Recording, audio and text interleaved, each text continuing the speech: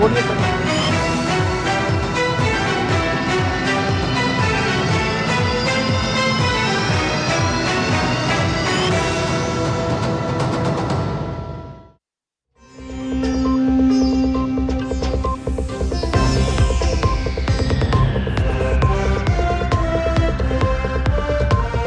नमस्कार, news night में आप सभी का स्वागत है। मैं हूं निखिल सिंह और न्यूज नाइट में आज सबसे पहले बात करेंगे प्रधानमंत्री नरेंद्र मोदी की 5 देशों की यात्रा की, जिसने ऊर्जा सुरक्षा से लेकर वैश्विक सप्लाई चेन तक भारत की रणनीतिक ताकत को नई दिशा दी है। खास मेहमानों के साथ समझेंगे कि पश्चिम एशिया के तनावपूर्ण माहौल में भारत ने अपने ऊर्जा हितों को कितना सुरक्षित किया है।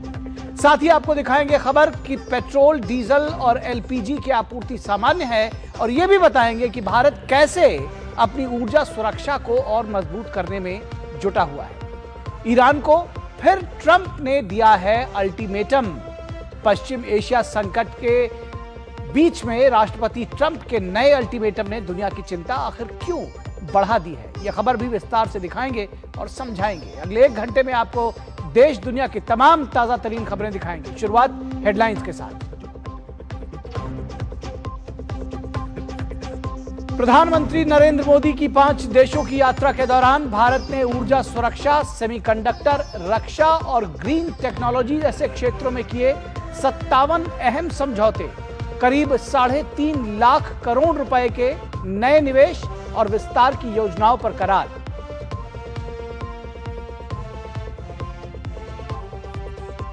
पश्चिम एशिया संकट के बीच केंद्र सरकार ने कहा, देश के सभी पेट्रोल पंप्स पर पेट्रोल और डीजल का पर्याप्त स्टॉक उपलब्ध। पिछले 3 दिनों में देश भर में 1 करोड़ 34 लाख घरेलू एलपीजी सिलेंडर किए गए डिलीवर। खाड़ी में भारतीय नाविक पूरी तरह सुरक्षित।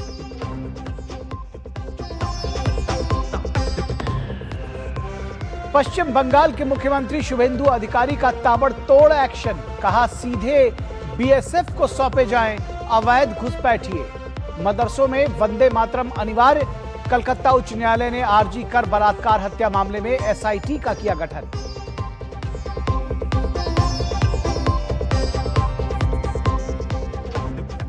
नीट परीक्षाओं पर शिक्षा मंत्रालय द्वारा गठित समिति के पूर्व अध्यक्ष डॉक्टर के राधाकृष्णन ने परीक्षा के हितधारकों से संवाद पर दिया जोर, कहा मौजूदा खामियों को दूर करने और विश्वास बहाली पर हो काम।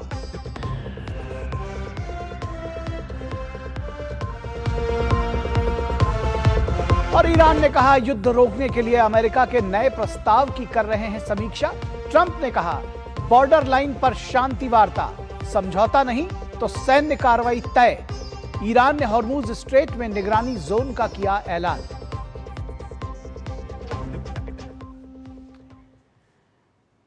तो सबसे पहले प्रधानमंत्री नरेंद्र मोदी की 5 देशों की यात्रा, उससे जुड़ी हुई उपलब्धियों की बात करेंगे, ऊर्जा सुरक्षा की बात करेंगे। पश्चिम एशिया में जारी युद्ध के बीच जब दुनिया भर में तेल और खाद्य पदार्थों की कीमतें आसमान छू रही हैं, तब भारत ने वैश्विक मंच पर एक ऐसी कूटनीतिक लकीर खींची है जिसकी गूंज लंबे समय तक सुनाई देगी।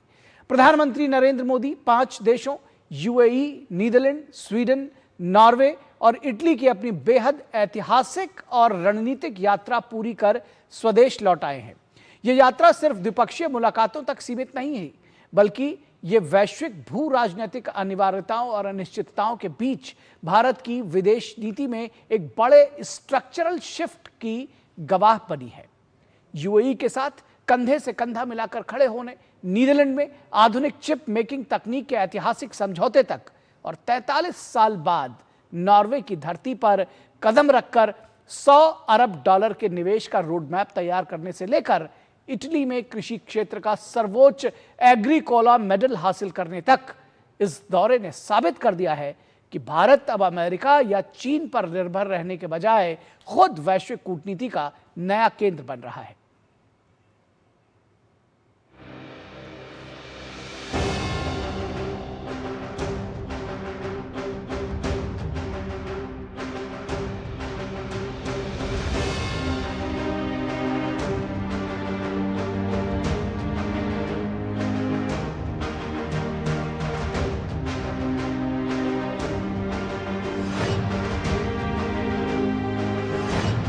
पश्चिमी एशिया में जारी युद्ध के बीच दुनिया भर में तेल और खाद्य पदार्थों की कीमतों में तेज बढ़ोतरी के चलते सभी की नजरें प्रधानमंत्री नरेंद्र मोदी की 5 देशों की यात्रा पर रही।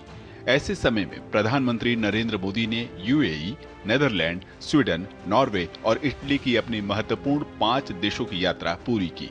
यह यात्रा भारत की विदेश नीति में बदलाव के संकेत हैं, जहां भारत तकनीकी सहयोग को बढ़ाने, सप्लाई चेन सुरक्षा को मजबूत करने पर ध्यान दे रहा है, तो वहीं वैश्विक भू राजनीतिक अनिश्चितताओं के बीच हुई यह यात्रा ऊर्जा सुरक्षा, प्रौद्योगिकी, आर्टिफिशियल इंटेलिजेंस और रणनीतिक साझेदारी को मजबूत करने पर केंद्रित रही।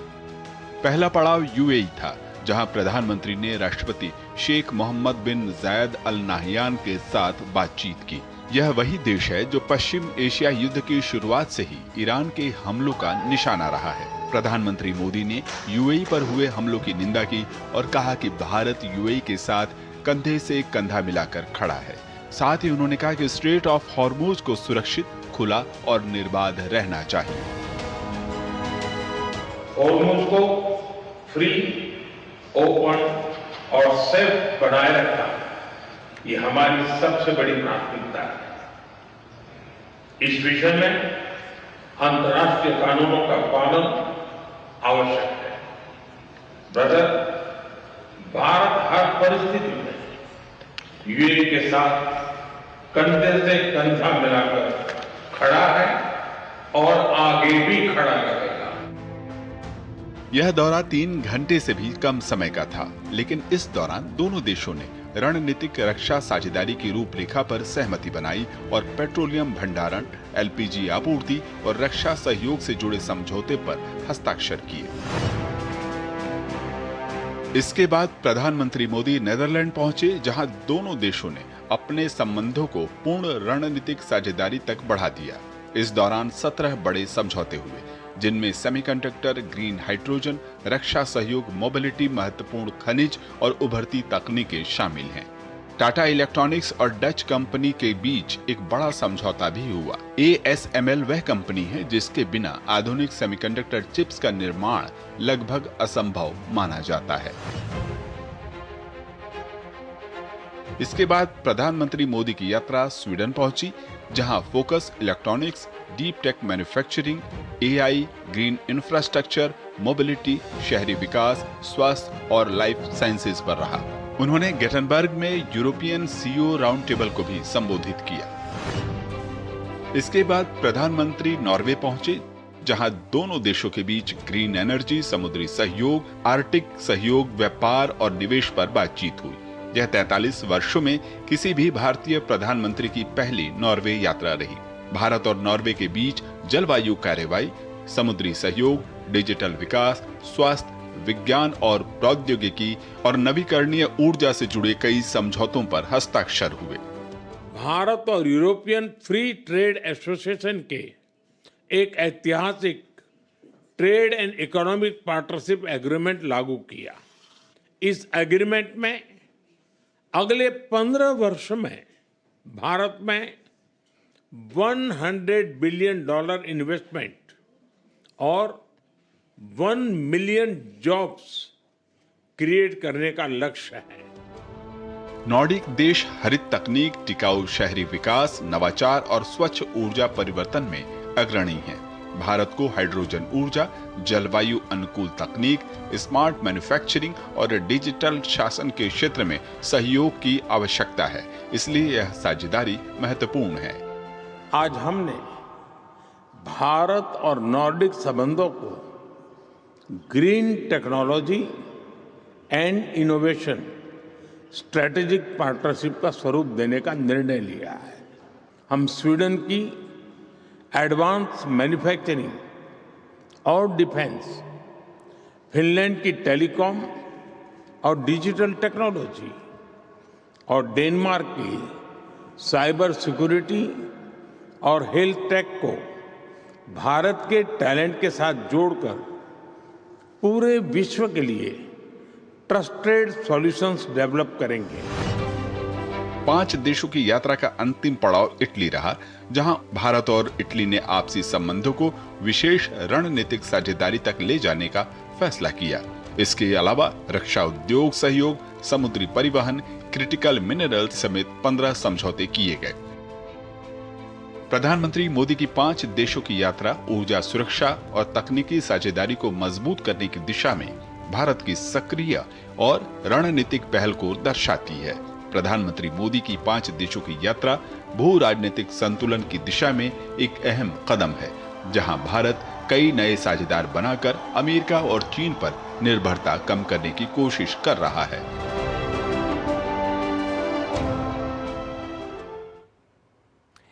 तो विश्व में बढ़ती अनिश्चितताओं और ऊर्जा संकट की आशंकाओं के बीच प्रधानमंत्री नरेंद्र मोदी की 5 देशों की यात्रा भारत के लिए नई रणनीतिक ताकत लेकर आई है। तेल, गैस, हरित ऊर्जा, सेमीकंडक्टर और एआई जैसे क्षेत्रों में हुए बड़े समझौते ये बताते हैं कि भारत अब केवल बाजार नहीं बल्कि भविष्य की वैश्विक व्यवस्था का निर्णायक साझेदार बनकर उभर रहा है। पीएम मोदी की हाल की 5 देशों की यात्रा बेहद सफल रही है। मौजूदा हालात में जब स्ट्रेट ऑफ हॉर्मुज बंद होने से वैश्विक स्तर पर अनिश्चितता का माहौल है, भारत ने अपनी ऊर्जा सुरक्षा को लेकर बेहतर रणनीति अपनाई है। यूएई के साथ गैस, तेल और एलपीजी की आपूर्ति को लेकर महत्वपूर्ण समझौते किए गए हैं। एनर्जी सिक्योरिटी, हमारी डिफेंस रिक्वायरमेंट्स, डिफेंस पार्टनरशिप्स, निवेश, अंतर्राष्ट्रीय व्यापार, निर्यात को और प्रोत्साहन देना, भारत में एलपीजी उपलब्ध हो और हर एक घर तक हम एलपीजी पर्याप्त पहुंचा पाए, उसको सुरक्षित करने की यूएई के साथ जो करार किया गया है, जो भारत में स्ट्रेटेजिक पेट्रोलियम रिजर्व्स एसपीआर को बढ़ाने के लिए 30 मिलियन टन का स्ट्रेटेजिक रिजर्व बढ़े, उसमें यूएई की साझेदारी, एक प्रकार से अलग अलग क्षेत्रों में प्रधानमंत्री जी का जो व्यक्तित्व, उनका नेतृत्व विश्व पटल पर लोगों ने देखा। विदेश यात्रा के दौरान पीएम मोदी की करीब 50 से ज्यादा कंपनियों के सीईओ से बातचीत हुई। पीएम मोदी के विदेश दौरे के दौरान तेल, दुर्लभ खनिजों, सेमीकंडक्टर और एआई जैसे क्षेत्रों में करीब 3.5 लाख करोड़ से अधिक के निवेश और समझौतों को हासिल किया गया है। नीदरलैंड के साथ हरित हाइड्रोजन निर्यात के नए अवसर खुले हैं और यूरोप के साथ कनेक्टिविटी तथा व्यापार को बढ़ावा देने वाले कॉरिडोर पर चर्चा की गई है। स्वीडन, नॉर्वे और नीदरलैंड के साथ उन्नत तकनीक, सेमीकंडक्टर निर्माण और आर्टिफिशियल इंटेलिजेंस के आदान प्रदान के लिए रूपरेखा तैयार की गई है, जबकि इटली के रोम में स्वच्छ ऊर्जा, रक्षा, इनोवेशन और आतंकवाद के खिलाफ मिलकर काम करने के लिए ऐतिहासिक समझौते हुए हैं। 50 से अधिक बड़ी बड़ी कंपनियों के, अंतर्राष्ट्रीय लेवल की फॉर्च्यून 500 कंपनियों के जो सीईओज हैं, जो चलाते हैं उनके साथ बातचीत हुई, उनके साथ आगे भारत में निवेश, व्यापार और संबंधों बढ़ाने की उनके साथ चर्चाएं हुई हैं, आगे की भारत की विकास यात्रा में जुड़ने के लिए। आज पूरा विश्व पीएम मोदी के नेतृत्व को विश्वास और सम्मान के साथ देखता है। इस यात्रा से बड़े परिणाम भारत के भविष्य के लिए उत्पन्न हुए हैं। हर वर्ग के लिए कुछ न कुछ लाभ पीएम मोदी के इस विदेश दौरे से मिलने वाला है। शैलेंद्र मिश्र के साथ ब्यूरो रिपोर्ट, डीडी न्यूज। और आज हमारी विशेष चर्चा का विषय भी यही है, पीएम की 5 देशों की यात्रा, मजबूत साझेदारी। आज हम इस विषय पर विशेष चर्चा करेंगे। प्रधानमंत्री की 5 देशों की यात्रा, मजबूत साझेदारी। आज इस विषय पर हम चर्चा करेंगे। विशेष चर्चा, पीएम की 5 देशों की यात्रा, मजबूत साझेदारी। और इस विषय पर बातचीत करने के लिए 2 खास मेहमान हमारे साथ जुड़े हुए हैं, उनसे आपका परिचय करा दें। हमारे साथ अशोक सज्जनहार, एम्बेसडर हैं, पूर्व राजनयिक रहे हैं। एम्बेसडर सज्जनहार, बहुत स्वागत है आपका। हमारे साथ डॉक्टर संदीप त्रिपाठी, जो कि फॉरेन अफेयर्स एक्सपर्ट हैं, हमारे साथ जुड़े हैं। डॉक्टर संदीप, आपका भी बहुत स्वागत है। एम्बेसडर सज्जनहार, अगर आपके साथ हम इस चर्चा की शुरुआत करना चाहें तो आपने देखा है कि पश्चिम एशिया का जो संकट है, हॉर्मुज स्ट्रेट का जो पर जो अनिश्चितता है, उसके बीच में प्रधानमंत्री नरेंद्र मोदी की ये जो 5 देशों की यात्रा, कैसे आकलन इसका करेंगे और ऊर्जा सुरक्षा कूटनीति के रूप में अगर इसको देखा जाए, कैसे देखेंगे इसको?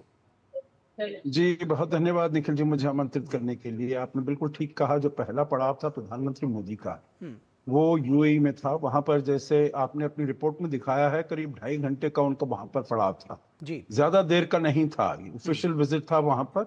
और इससे पहले हमने देखा है जो वहां के यूएई के राष्ट्रपति भी भारत आए थे इस जनवरी में, उनका भी करीब 3 घंटे का यहाँ पर यात्रा रही, भारत में रही। प्रधानमंत्री मोदी से मिले, बातचीत हुई। तो इसका मतलब ये है दोनों देशों के शीर्ष नेताओं के बीच में बहुत ही एक जिसे कहा जाए सामंजस्य है। दोनों के सोचने का जो तरीका है वो बिल्कुल एकदम मिलता जुलता है। और हमारे अब स्ट्रेट ऑफ हॉर्मुज जो ये बंद हुआ है 28 फरवरी से, जब से वहां पर पश्चिम एशिया का युद्ध चल रहा है, तब से जो पूरे हालात हो गए हैं पूरे विश्व में, केवल भारत के लिए मुश्किलें पैदा नहीं हुई है, पूरे विश्व में ये मुश्किलें पैदा हुई है। तो इस हालात में भारत वहां पर जा रहा है क्योंकि यूनाइटेड अरब एमिरेट्स में हमारे सबसे ज्यादा लोग हैं वहां पर, करीब 4.5 मिलियन, मतलब 45 लाख हमारा जो डायस्पोरा है वहां पर काम करता है। अगर व्यापार के क्षेत्र में देखा जाए तो सब तीसरे नंबर पर ये यूनाइटेड अरब एमिरेट्स है, जहां हमारा एक्सपोर्ट डेस्टिनेशन, तीसरे नंबर पर हमारा व्यापार सहयोगी है, और दूसरे नंबर का है जहां पर कि हमारा निर्यात होता है। तो इसलिए बहुत महत्वपूर्ण है। और अगर हम एलपीजी की बात करें तो करीब 40% एलपीजी जो हम पूरे और देशों से आयात करते हैं वो यूएई से आती है।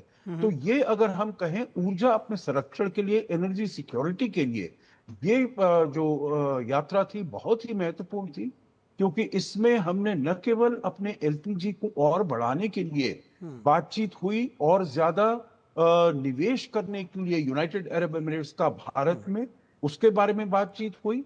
हमारे जो स्ट्रेटेजिक पेट्रोलियम रिजर्व्स हैं उसमें 30 मिलियन टन की बढ़ोतरी करने की, उसमें उन्होंने हामी भरी। और यहां तक कि एक स्ट्रेटेजिक गैस रिजर्व भी भारत में बनाया जाएगा, क्योंकि हम देख रहे हैं जो एलपीजी की बहुत जरूरत होती है। तो हर क्षेत्र में हम देखें, यूनाइटेड अरब एमिरेट्स ने आगे आकर भारत का साथ देने का उन्होंने निर्णय किया है, और उन्होंने प्रधानमंत्री मोदी की यात्रा में पूरी तरीके से भारत का साथ देने का उन्होंने वादा अपना निभा रहे। जी, निश्चित तौर पर अपना वादा निभाया है। मैं डॉक्टर संदीप त्रिपाठी आपसे थोड़ा और सरल शब्दों में समझना चाहूँगा, वही बात जो एम्बेसडर सज्जनहार ने कही है उसको थोड़ा आगे बढ़ाऊं कि ये जो अभी आप देख रहे हैं कि जैसे जो एक वैश्विक संकट का समय है, ऐसे संकट के समय में अगर फ्यूचर में आता है तो ये जो रणनीतिक साझेदारियाँ हैं अभी जो हुई हैं यूएई के साथ में ऊर्जा सुरक्षा को लेकर के, किस तरह से ये उस दौरान की चिंताओं को दूर करेगी, आने वाले जो संकट का समय में है उससे निपटने की वास्तविक क्षमता कैसे डेवलप होगी? क्या इसका रोड मैप है, कैसे समझें इसको? देखिए, सबसे इम्पॉर्टेंट पॉइंट तो ये है यूएई को लेकर के कि ये भारत का थर्ड लार्जेस्ट ट्रेड पार्टनर है। मोर देन $100 बिलियन हमारा ट्रेड है यूएई के साथ। इन सबके साथ जब दुनिया क्राइसिस में है, स्पेशली पूरा मिडिल ईस्ट टेंशन पर है, और इंडिया ऐसे कंट्री जो थर्ड लार्जेस्ट कंज्यूमर एनर्जी का है, 85% हम एनर्जी इंपोर्ट करते हैं, उस कॉन्टेक्स्ट में यूएई का सामने आना, हमारी जो रणनीतिक साझेदारी होना, ये मुझे लगता है एक बहुत अहम मोड़ था। और अब देखिए जिस प्रकार से लॉन्ग टर्म सिक्योर एग्रीमेंट हुआ उसका, इसके बाद डिफेंस एग्रीमेंट भी होगा। और दूसरी बात यह है कि आप देखिए कि इस पूरी यात्रा में आदरणीय प्रधानमंत्री जी बार बार कहते आए हैं कि यूएई पर किसी भी प्रकार का हमला, स्पेशली ये संकेत है ईरान पर, किसी प्रकार का हमला बर्दाश्त नहीं होगा। तो भारत सिर्फ अपने जो पार्टनर उसकी रक्षा की बात करता है, उसके सिक्योरिटी की बात है, क्योंकि आपका सप्लाई चेन सिस्टम वहां से जुड़ा हुआ है। तो मुझे लगता है कि यूएई की ये 8वीं यात्रा, आप कह सकते हैं कि 12 सालों में 8वीं बार वहां जाना, ये अंडरस्कोर कर सकता है कि पूरी इस मिडिल ईस्ट में यूएई भारत के स्ट्रेटजिक कंटोरस में कितना इंपॉर्टेंट प्लेस रखता है। तो मुझे लगता है ट्रस्टेड पार्टनरशिप में सबसे टॉप पोजीशन पर, यदि रूस के बाद बात करूं तो मुझे लगता है यूएई और रूस दुनिया के वो ऐसे कंट्री है जो भारत के सबसे नजदीक है, यदि स्ट्रेटजिक अलाइनमेंट की बात और ट्रस्टवर्दी पार्टनर की बात करें। दूसरा सबसे अहम मुद्दा यह है कि इस पूरे 5 जो यात्रा पार्टनर थी देशों की, इसमें सबसे इंपॉर्टेंट जो कॉमन फैक्टर रहा है वो एनर्जी सिक्योरिटी का रहा है और मेक इन इंडिया की जो जर्नी रही। आदरणीय प्रधानमंत्री जब जहां जाते हैं, स्पेशली मैं 2 कंट्री की बात कर रहा हूं यहां पर, आप नीदरलैंड को देखिए और इसके साथ ही आप स्वीडन को देखिए। नीदरलैंड की जो कंपनी है वहां से सेमीकंडक्टर की बात हुई कि गुजरात में वो कंपनी आएगी और एएसएमएल जिसकी बात टाटा इलेक्ट्रॉनिक्स। डॉक्टर सतीश त्रिपाठी, दरअसल मैं अपने दर्शकों के लिए ये समझना चाह रहा था कि ऊर्जा सुरक्षा के क्षेत्र में क्या कुछ बदलने जा रहा है, क्या क्या बदल जाएगा जिससे इस तरह की अगर क्राइसिस भविष्य में होती है तो हम उससे इजीली बाहर आ सकेंगे, या वो संकट नहीं आएगा हमारे ऊपर। ठीक, उस पर फोकस करते हैं। एक्चुअली पूरे मैंने कहा कि एक तो यूएई का सबसे बड़ा एग्जांपल रहा कि हम एलपीजी स्टोरेज की बात की। सबसे इंपॉर्टेंट रहा कि जो यूरोपियन कंट्री रहा वहां पर हम रिन्यूएबल एनर्जी की बात किया, वाटर मैनेजमेंट की बात हुई कि किस प्रकार से वाटर मैनेजमेंट किया जाए। स्पेशली जब नीदरलैंड में आदरणीय प्रधानमंत्री जी थे तो वहां वाटर डिप्लोमेसी की बात हुई। यदि आप नॉर्वे की बात कीजिए और इटली की बात कीजिए तो यहाँ पर क्रिटिकल मिनरल्स और एनर्जी क्रिटिकल मिनरल्स वो भी हमारे एनर्जी सिक्योरिटी का बहुत बड़ा अहम हिस्सा है। तो मुझे लगता है कि जब हम रिन्यूएबल एनर्जी की बात चले, आप नॉर्वे में देखिए कि डीप सी माइनिंग की बात हो रही थी। तो मुझे लगता है कि इन 5 कंट्री में एक ही कॉमन रहा है एनर्जी सिक्योरिटी। और एनर्जी सिक्योरिटी इसलिए कि जो मिडिल ईस्ट जहां पर फॉसिल फ्यूल्स जनरली जहां से सप्लाई चेन सिस्टम होता है उसका सब्स्टिट्यूशन करने के लिए मैं आपको थोड़ा एक रेफरेंस देना चाहूंगा। ब्रिक्स की जब फॉरेन मिनिस्टर्स मीटिंग हो रही थी तो आदरणीय जयशंकर जी ने कहा था कि डी रिस्किंग एंड डाइवर्सिफिकेशन। तो आज के भारत की विदेशी नीति का सबसे अहम जो हिस्सा है या मुख्य जो प्रायोरिटी हमारी ये है कि हम डाइवर्सिफिकेशन करेंगे। यूरोप का ये दौरा, स्पेशली नार्डिक कंट्री का ये दौरा, जिस प्रकार से इंडिया नार्डिक समिट को एड्रेस कर रहे थे आदरणीय प्रधानमंत्री जी, वहां पर बार बार रिन्यूएबल एनर्जी की बात आ रही थी। तो मुझे लगता है ये रिन्यूएबल एनर्जी का प्रोसेस एक लंबा प्रोसेस होता है, ओवरनाइट नहीं होता है। उस प्रोसेस में यहाँ ये जो नॉर्डिक कंट्री, क्योंकि इनके पास अच्छा एक्सपीरियंस है एक्सप्लोरेशन का और क्लीन एनर्जी का। आप देखिए जब डेनमार्क में जब यहाँ थे स्वीडन में थे तो वहां पर इंडस्ट्रियल ट्रांजिशन की बात हो रही थी, यानी कि कैसे हम फॉसिल फ्यूल से नॉन फॉसिल पर आएंगे। तो एक कंट्री स्पेसिफिक होकर के हर तरह से बायलैटरल रिलेशन की बात हुई। नीदरलैंड में गए तो सेमीकंडक्टर की बात हुई, जब हम यहाँ पर आए डेनमार्क में आए स्वीडन पर जब आए तो हम इंडस्ट्रियल ट्रांजिशन की बात हुई, जब नॉर्वे पर आए तो हम डीप सी माइनिंग की बात कर रहे हैं और यहाँ पर शिपिंग की बात हुई, और जब इटली पर गए तो क्रिटिकल मिनरल्स के लो करके इस प्रकार से बात हुई। तो मुझे लगता है ये पूरी का पूरी यात्रा यदि आप डिकोड करना चाहें तो एनर्जी सिक्योरिटी इसका सबसे अहम बिंदु रहा। जी, एनर्जी सिक्योरिटी सबसे अहम बिंदु रहा। एम्बेसडर सज्जनहार, जिस तरह से अगर हम भारत के लिहाज से देखें तो अब ये केवल एक ऊर्जा आयातक नहीं बल्कि सप्लाई चेन और ऊर्जा मार्ग का अगर कहें तो उसका रणनीतिक खिलाड़ी बनने की भी एक तीव्र कोशिश भी है भारत की, और उस दिशा में हम लगातार आगे बढ़ रहे हैं। क्या आपको लगता है कि हमारी विदेश नीति में कहीं ना कहीं एक ये एड ऑन है या एक कोई चेंज है? कैसे देखते हैं इसको? नहीं, देखिए, भारत की जो विदेश नीति है बहुत ही प्रोएक्टिव हो गई है, क्योंकि ये हमको देखना है जो विश्व में बदलाव बहुत हो रहा है और बदलाव बहुत तेजी से हो रहा है। तो इसीलिए हमको भी उसी बदलाव के साथ अपनी विदेश नीति को बदलना होगा। देखिए, पहले हमारा सारा जो तेल था, हमारी सारी जो ऊर्जा थी, फॉसिल फ्यूल्स थे, वो इसी क्षेत्र से आते थे। अब हमने देखा है स्ट्रेट ऑफ हॉर्मुज में क्या वहां पर एकदम बंदी हो गई है, तो इसीलिए हमको डाइवर्सिफाई करना बहुत जरूरी है। दूसरी चीज और है, जो आप अमेरिका की तरफ अगर आप देखें, अमेरिका के साथ हमारे संबंध बहुत ही विशिष्ट थे, बहुत ही तेजी से आगे बढ़ रहे थे। परंतु पिछले 1-1.5 साल में हमने देखा है जो अमेरिका बहुत ही हद तक ट्रांजैक्शनल हो गया है।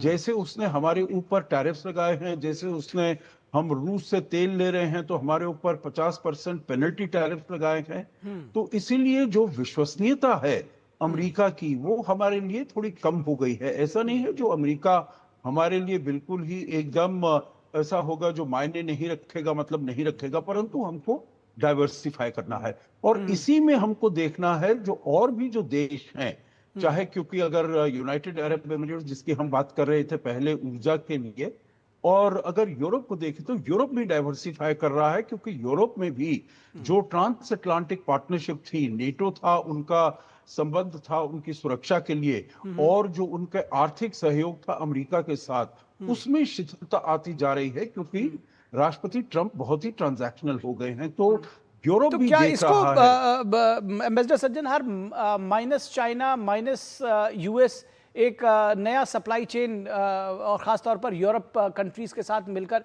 एक नई रणनीति ऐसे भी देख सकते हैं? जी देखिए, ऐसा है, मैं माइनस किसी को नहीं करना चाहूंगा, क्योंकि जी। हमारे जो संबंध हैं अमेरिका के साथ, मैं नहीं कह रहा हूं जो हम अपने संबंधों को कम करें, परंतु हमको और फूंक फूंक कर मार्ग करना पड़ेगा। और वैकल्पिक जिसे मार्ग है कहते जी। हमें सारे अपने जो not put all your eggs in one basket, हमको राइट। ये देखना होगा जो हम और बहुत जगह इनका वितरण करें। तो इसलिए अमेरिका, ये यूरोप के साथ जो अभी 26 जनवरी को हमने अपना अग्रीमेंट साइन किया है, इंडिया यूएस एफटीए, जिसे कहा जाता है, यूरोपियन कमीशन प्रेसिडेंट ने कहा है mother of all deals, mother of all trade deals, क्योंकि यूरोप भी चाहता है जो अपनी निर्भरता चीन के ऊपर कम करे। वो तो ऊर्जा के लिए रूस के ऊपर बहुत निर्भर थे, वो वहां से ऊर्जा के लिए रूस से निर्भरता कम करना चाहते हैं। तो इसीलिए रिन्यूएबल्स का भी बहुत यहां पर महत्व आ जाता है, जो कि इन देशों के पास इनोवेशन है। ये फोकस कर रहे हैं ग्रीन एनर्जी पर, वो फोकस कर रहे हैं ग्रीन इंडस्ट्री पर, ग्रीन शिपिंग पर, हर चीज ग्रीन पर वो फोकस कर रहे हैं। और उसमें भारत भी उनके साथ, क्योंकि हमारे पास स्किल है, हमारे पास स्केल है, हमारे पास टैलेंट है, और इसका हम प्रयोग करके दोनों इन यूरोप और भारत के बीच में सहयोग बढ़ा सकते हैं। और वही हमने देखा है, जो प्रधानमंत्री जी गए हैं चारों देशों में, अपने जो भी हमारे द्विपक्षीय सहयोग थे, आर्थिक हो, सामरिक हो, रक्षा हो, सभी को हमने आगे बढ़ाने में बहुत ही इसका महत्वपूर्ण योगदान रहा है। जी जी जी जी। डॉक्टर संदीप त्रिपाठी, हम चाहेंगे कि बहुत जल्दी से एक सवाल का जवाब दे दिए, समय लगभग समाप्त हो गया है, कि ये जो green hydrogen, offshore wind energy और उसके साथ स्वच्छ ऊर्जा सहयोग को क्या आप भारत की पोस्ट ऑयल स्ट्रेटजी के तौर पर देखते हैं? आपको लग रहा है इस तरह से? निसंदेह मुझे लगता है कि मैं थोड़ा कोट करना चाहूँगा। ग्लासगो 2021 में COP26 की मीटिंग हुई थी, तो आदरणीय प्रधानमंत्री जी वहाँ पर एक पंच अमृत डॉक्ट्रिन दिए थे। और उस पंच अमृत डॉक्ट्रिन का पहला ही टारगेट था कि हिंदुस्तान जो है 500 गीगावाट का नॉन रिन्यूएबल एनर्जी कैपेसिटी को इवॉल्व करेगा। दैट मीन्स कि हमारे ड्रीम में भी है, हमारे प्रायोरिटी में भी है कि हम बाय 2030 तक इंडिया को यहाँ 500 गीगावाट रिन्यूएबल एनर्जी की कैपेसिटी में हम आ जाएंगे। तो मुझे लगता है जब आप मिशन सेट करते हैं, उसके बाद से लगातार आप जिस प्रकार से नॉर्वे की यदि बात करूँ स्पेशली, और इसके नीदरलैंड की बात करें, तो यहाँ पर ग्रीन हाइड्रोजन की बात की गई। तो मुझे लगता है कि इस तरीके के बायलैटरल बजट से जो हमारा मिशन है कि हम कैसे नेट जीरो कार्बन में जाएं, हम जैसे ग्रीन इकोनॉमी पर जाएं, और आप देखिए कि नॉर्वे ब्लू इकोनॉमी के लिए जाना जाता है।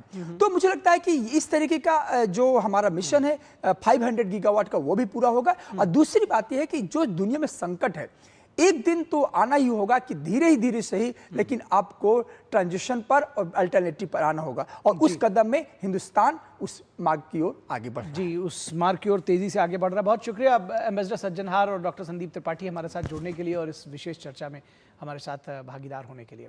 और यहाँ रुकेंगे एक छोटे से ब्रेक के लिए, कहीं मत जाइएगा, जल्द हाजिर होंगे। खाने में मेरी क्वीन के लिए क्या है? किंग मटर पनीर, किंग बैगन भरता, king veg pulao, king palak paneer kofta. ये सब किंग क्यों? क्योंकि ये सब बना है MDH किचन किंग से का बॉस। MDH किचन किंग, असली किचन किंग। MDH।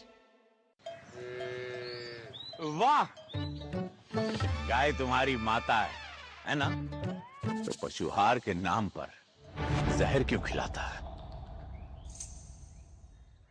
अनसन हटा, दिल से खिला, सिर्फ कपिला, देश का नंबर 1 पशु आहार। यार कल सेंसस वाले आए थे, सारा प्रोसेस तो मोबाइल एप्लीकेशन से हो गया, ऑनलाइन डिजिटल था, लेकिन थोड़ा टाइम लग गया यार। अच्छा, टाइम लग गया? हाँ यार, लगता है मेरी बारी। हाँ, जा देख ले।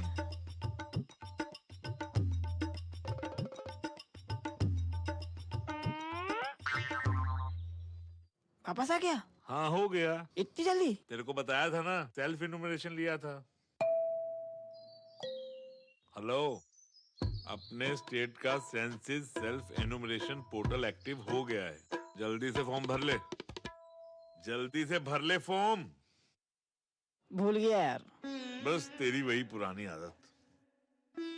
आईडी दिखाई, कंफर्म किया और मिनटों में काम हो गया। ये तो मिस कर गया, आप मिस मत कर देना। घर बैठे सेल्फ एन्यूमरेट करें, जनगणना में जुड़े। मेरी पसंद, मेरी पसंद, मेरी पसंद, मेरी पसंद, हमारी पसंद, हम सबकी पसंद। मजबूत देश का मजबूत सरिया मोंगिया स्टील। मास्टर जी नमस्ते, 2 ड्रेसेस बनानी है, ठीक है? ऐसा कुछ। लेकिन मास्टर जी 4 दिन में पार्टी है, बन जाएगी ना पक्का? हो जाएगा। कैसे? फैशन चेंजेस हमेशा, उषा हमेशा। गोल्डी छोले मसाले, जहाँ जाएं रिश्ते बनाएं। गोल्डी लाए हैं फ्रेश लॉक टेक्नोलॉजी, जो रखे मसालों को हर समय फ्रेश।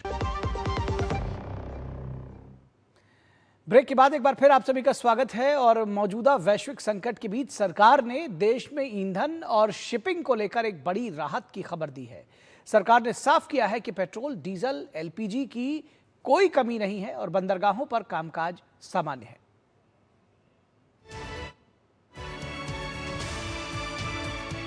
पेट्रोलियम मंत्रालय ने अंतर मंत्रालयी वार्ता में बताया कि संकट क्षेत्र से ईंधन का आयात प्रभावित हुआ है, लेकिन सरकार ने हालात संभाल लिए हैं। देश की रिफाइनरी अपनी पूरी क्षमता पर चल रही हैं। रोजाना 46 से 47 हजार टन एलपीजी का उत्पादन हो रहा है। हमारे पास सफिशिएंट सप्लाईज हैं, क्रूड हो, नेचुरल गैस हो, पेट्रोल हो या डीजल हो। हमारी रिफाइनरीज ऑप्टिमम कैपेसिटी पर ऑपरेट कर रही हैं ताकि जो देश की डिमांड है उसको मीट किया जा सके। इसके अलावा रिफाइनरीज में एलपीजी प्रोडक्शन को रैंप अप किया गया है और लगभग 46 से 47 हजार टन एलपीजी देश की रिफाइनरीज में बनाई जा रही है। वहीं शिपिंग मंत्रालय में अपर सचिव मुकेश मंगल ने बताया कि समुद्री मोर्चे पर भी हालात नियंत्रण में हैं। पिछले 72 घंटों में भारतीय जहाजों या भारतीय चालक दल से जुड़ी कोई घटना नहीं हुई है। The ministry through DG Shipping has facilitated the safe repatriation of more than 3,300 Indian seafarers. Port operation across India remains normal and no congestion reported. सरकार ने जनता से अपील की है कि घबराहट में खरीदारी न करें और अफवाहों पर ध्यान न दें। ऊर्जा सुरक्षा और नाविकों की सुरक्षा सरकार की प्राथमिकता है। राज्य सरकारों के साथ मिलकर जमीन पर निगरानी की जा रही है। नई दिल्ली से देवेंद्र रावत, डीडी न्यूज। और यहां रुकेंगे एक छोटे से ब्रेक के लिए, जल्द हाजिर होंगे। घिसते, तोड़ते, कूटते, गिरते, नानी दादी का नाम याद आता है। हमको तो एक ही नाम याद आता है, MDH शाही पनीर मसाला। पनीर तो क्या मस्त बना डाला। MDH का असली शाही पनीर मसाला। वो असली मसाले सच MDH। दादा कौन सा प्लांट है? टेंजरीन, बहुत मीठा होता है, तोड़ना नहीं है। Free foreign trip, click on the link. अभी करता हूँ। दादू रुको, लिंक में क्लिक मत करना। क्यों? ये SMS स्कैम है, क्लिक करोगे तो आपके बैंक डिटेल्स होंगे चोरी। ओह, थैंक्स गप्पू, बचा लिया। ये ले तेरी समझदारी का फल। RBI कहता है स्मार्ट बनो, कूल रहो।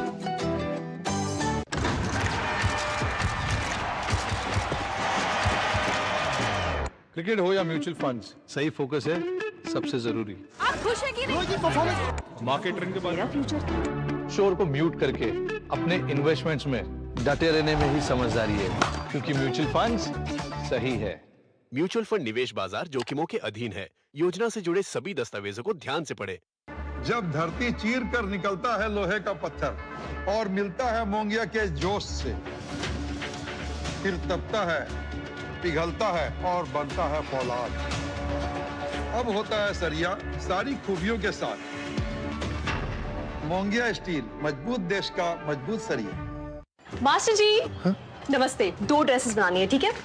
ऐसा कुछ। लेकिन मास्टर जी 4 दिन में पार्टी है, बन जाएगी ना पक्का? हो जाएगा। कैसे?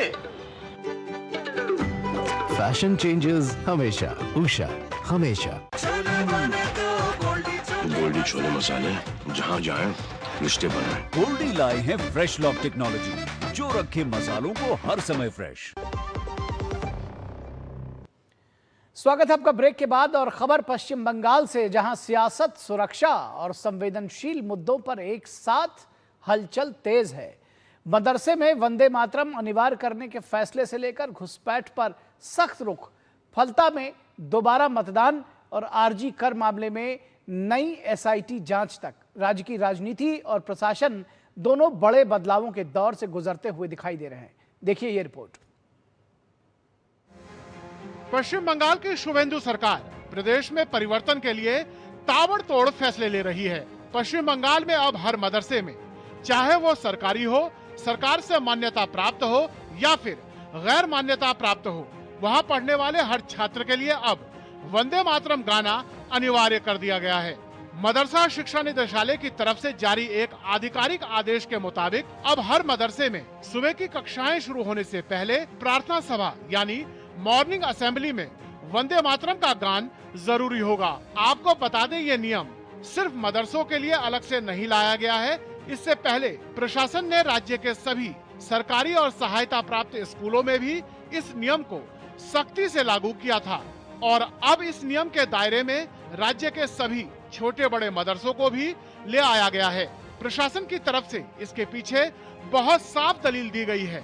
सरकार का कहना है कि इसका मकसद किसी की धार्मिक भावनाओं को ठेस पहुंचाना बिल्कुल नहीं है, बल्कि इसका इकलौता उद्देश्य छात्रों में बचपन से ही देशभक्ति की भावना को जगाना, राष्ट्रीय एकता को मजबूत करना और सभी शैक्षणिक संस्थाओं में एक समान नियम को लागू करना है। ये तो बहुत पहले से ही हमारा डिक्लेयर्ड स्टैंड है।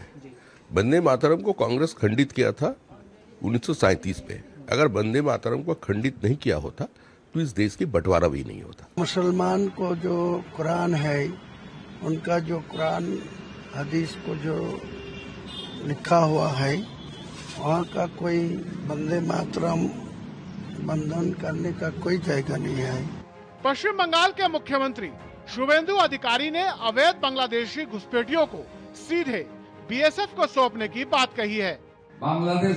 घुसपैठियों को अदालत के बजाय बीएसएफ को सौंपने का कानून कल से पश्चिम बंगाल में प्रभावी हो गया है। पुलिस और आरपीएफ को निर्देश दिया गया है कि वे किसी भी ऐसे अवैध बांग्लादेशी को अदालत में न भेजें जो सीएए के दायरे में नहीं आता है और इसकी साप्ताहिक रिपोर्ट डीजीपी के माध्यम से सीएमओ को भेजी जानी चाहिए। पश्चिम बंगाल की फलता विधानसभा सीट पर दोबारा मतदान हुआ, जिसमें भारी संख्या में मतदाता वोट डालने के लिए अपने घरों से निकले।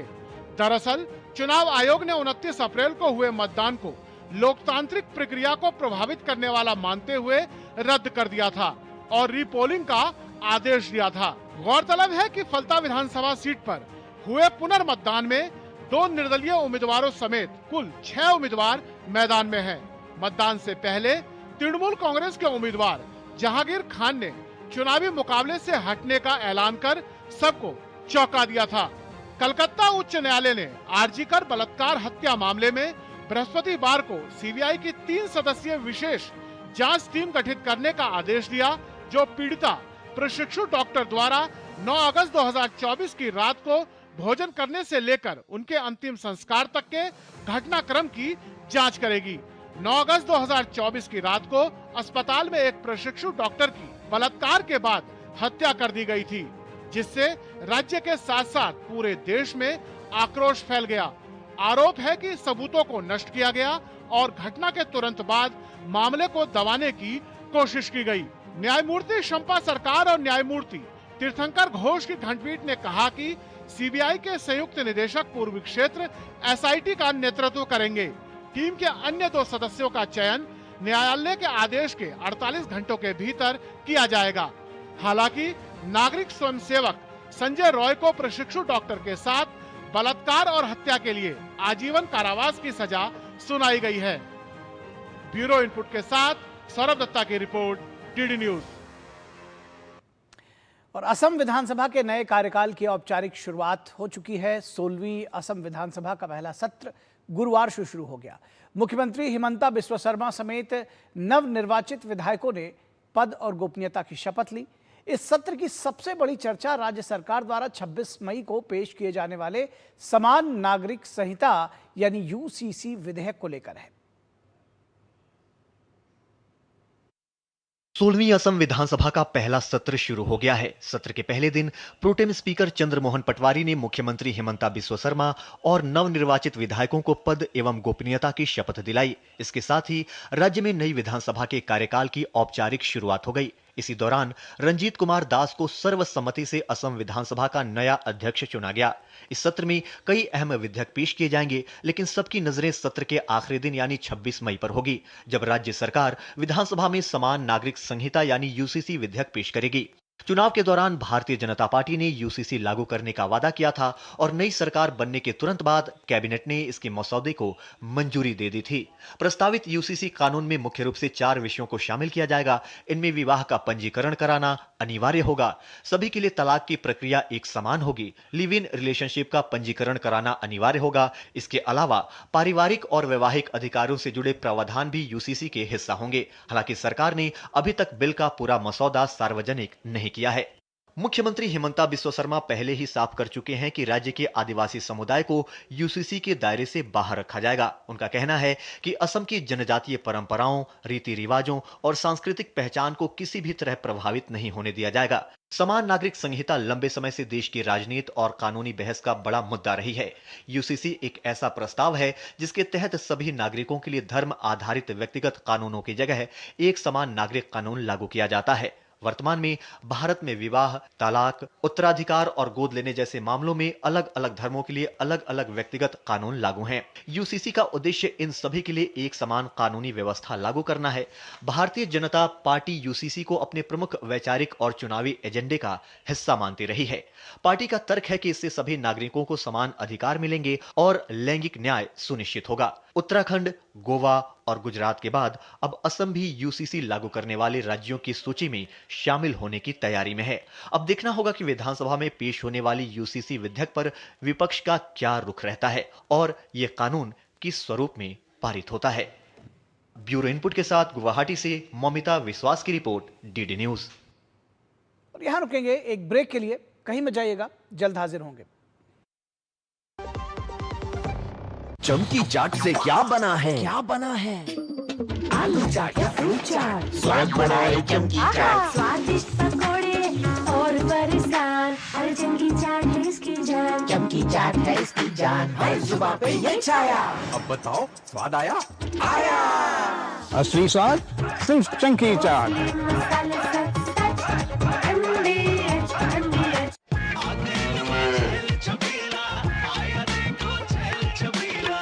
एक कपिला, अरे भाई सब एक ही जैसा होता है। ये लो साधारण पशु आहार।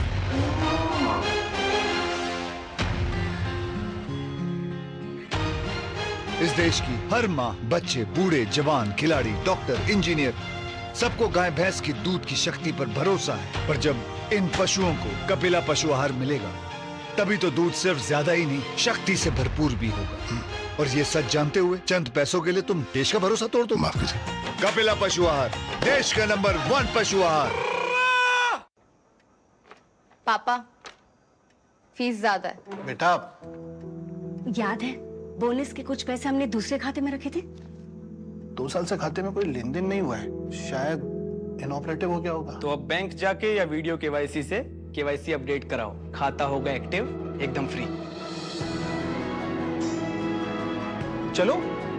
कहाँ? एडमिशन कराने। खाता हुआ एक्टिव। आरबीआई कहता है जानकार बनिए, सतर्क रहिए। मेरी पसंद। मेरी पसंद। मेरी पसंद। मेरी पसंद। हमारी पसंद। हम सबकी पसंद। मजबूत देश का मजबूत सरिया हो गया स्टील। गोल्डी छोले मसाले, जहाँ जाए रिश्ते बनाए। गोल्डी लाए हैं फ्रेश लॉक टेक्नोलॉजी, जो रखे मसालों को हर समय फ्रेश। स्वागत है आपका ब्रेक के बाद और खबर उत्तर प्रदेश से।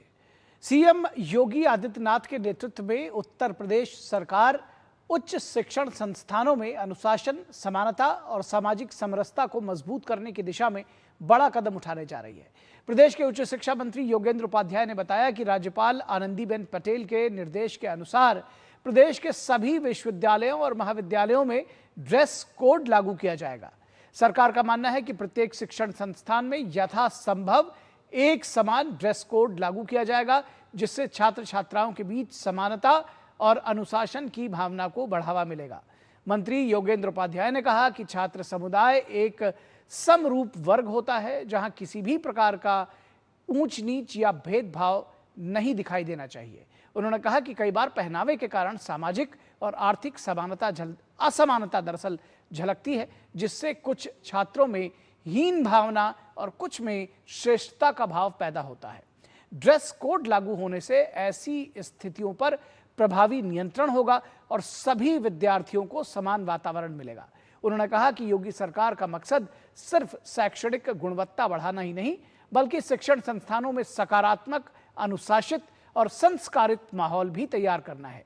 नई व्यवस्था से छात्रों का ध्यान शिक्षा, व्यक्तित्व विकास और बेहतर शैक्षणिक संस्कृति पर अधिक केंद्रित रहेगा।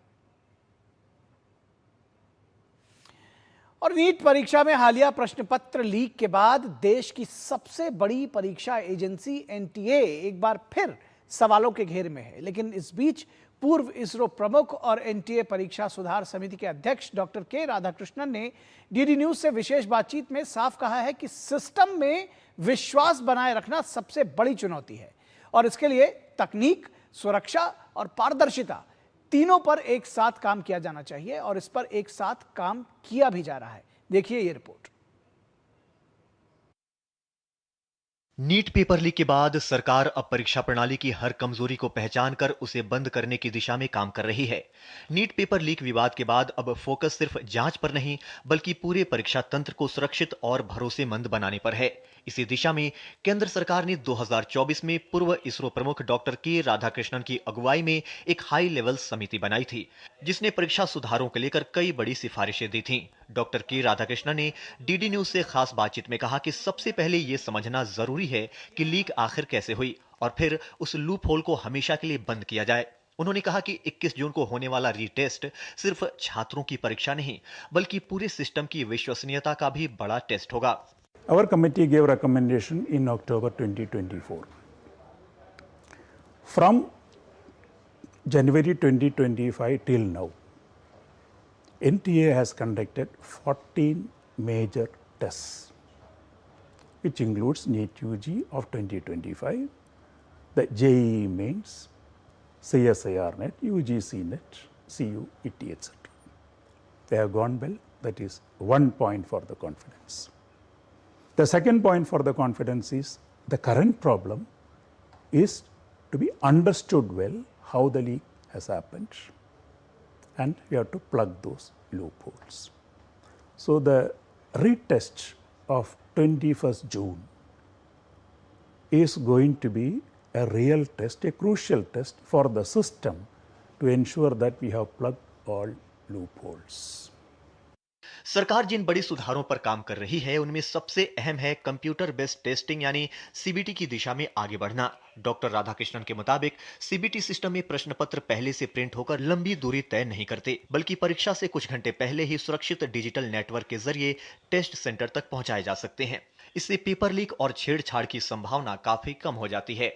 So what we had suggested there is create about 1000 test centers in government institutions owned by central government or state government.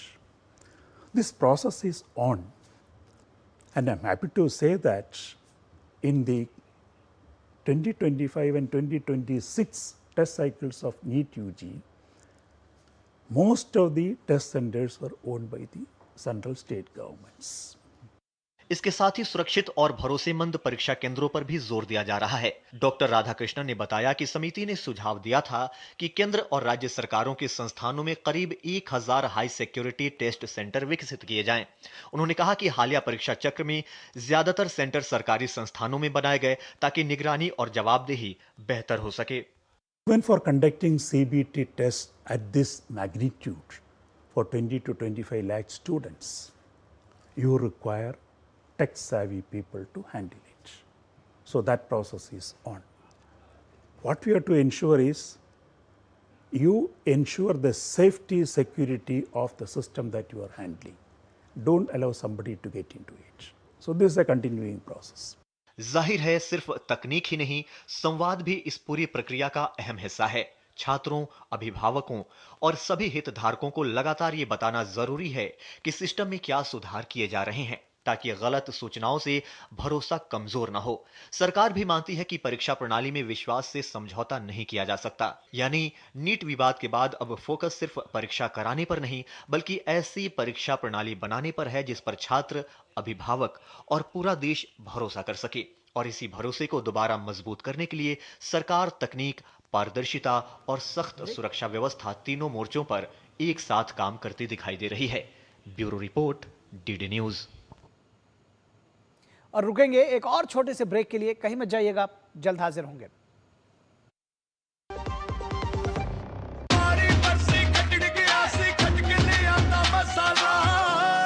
केड़ा मसाला ओए? छोले दा या लोबे दा? पंजाबी छोले दा या पिंडी चने दा? अब छोलिया हो या लोबिया, पंजाबी छोले या पिंडी चने, सब कुछ मजेदार बने। सर, हमने भी म्यूचुअल फंड्स में SIP शुरू कर दी है। पर मार्केट की समझना बाउंसर जा रही है। आप कैसे कर लेते हो? मैं धीरज को अपने साथ रखता हूँ। म्यूचुअल फंड्स में लॉन्ग टर्म गोल पे फोकस करो और SIP करते वक्त धीरज को अपने साथ रखो, तो लॉन्ग टर्म से फोकस हटाने का नहीं। और म्यूचुअल फंड्स है सही। म्यूचुअल फंड निवेश बाजार जोखिमों के अधीन है। योजना से जुड़े सभी दस्तावेजों को ध्यान से पढ़ें। पुलिस? मिस सीमा जी? अभी पुलिस स्टेशन आई है।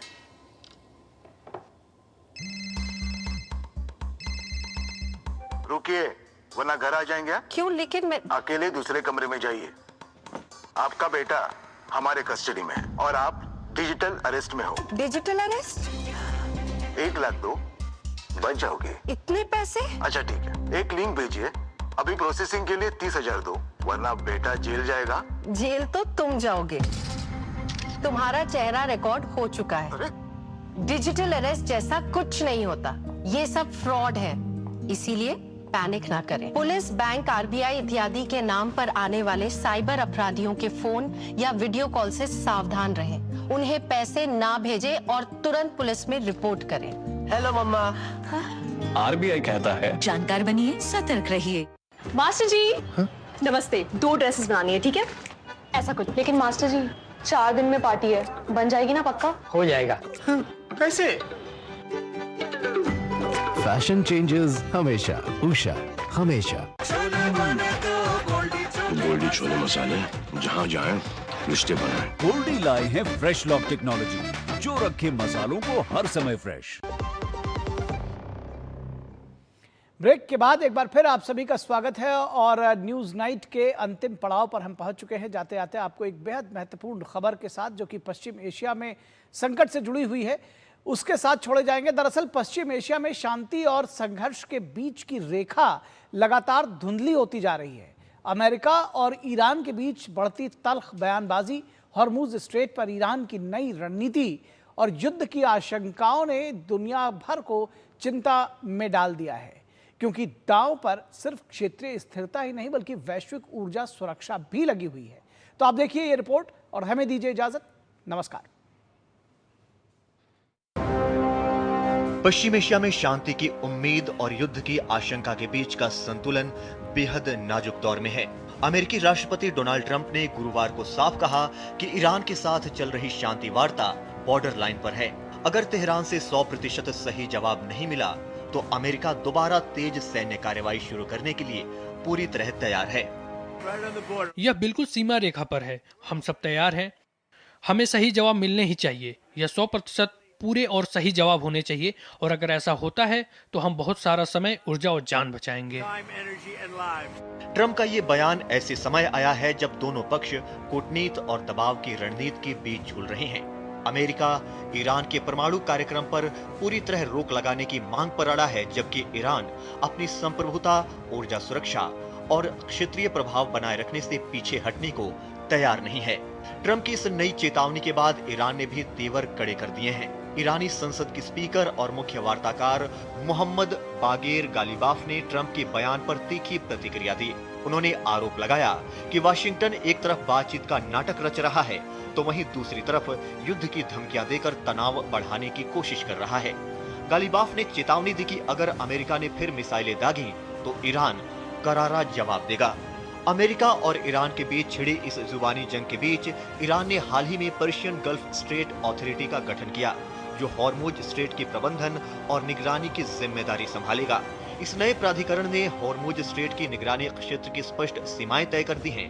पूर्व में ईरान के कुह मुबारक से यूएई के फुजैराह के दक्षिण तक और पश्चिम में ईरान के केशम द्वीप से यूएई के अल कैवेन तक ईरान की सीमा तय की गई है। नए नियमों के मुताबिक हॉर्मुज स्ट्रेट से गुजरने वाले सभी जहाजों को पर्शियन गल्फ स्ट्रेट अथॉरिटी से परमिट लेना अनिवार्य होगा। फ्रीक्वेंसी के इस्तेमाल और समन्वय के लिए भी इस अथॉरिटी के साथ संपर्क जरूरी होगा, जो वैश्विक शिपिंग पर सीधा असर डाल सकता है। ऐसे में ईरान की यह कदम अंतर्राष्ट्रीय जलमार्गों की स्वतंत्रता पर सवाल उठाता है और यूएई, ओमान जैसे पड़ोसी देशों के साथ भी तनाव बढ़ा सकता है। दुनिया भर में तेल निर्यात का एक बड़ा हिस्सा इसी स्ट्रेट से गुजरता है, इसलिए कोई भी गड़बड़ी वैश्विक ऊर्जा बाजार को हिला सकती है। ऐसे में ये संकट सिर्फ अमेरिका ईरान द्विपक्षीय मुद्दा नहीं रह गया है, ये वैश्विक ऊर्जा सुरक्षा, समुद्री व्यापार की आजादी और मध्य पूर्व की स्थिरता का सवाल बन चुका है। Bureau report, DD news.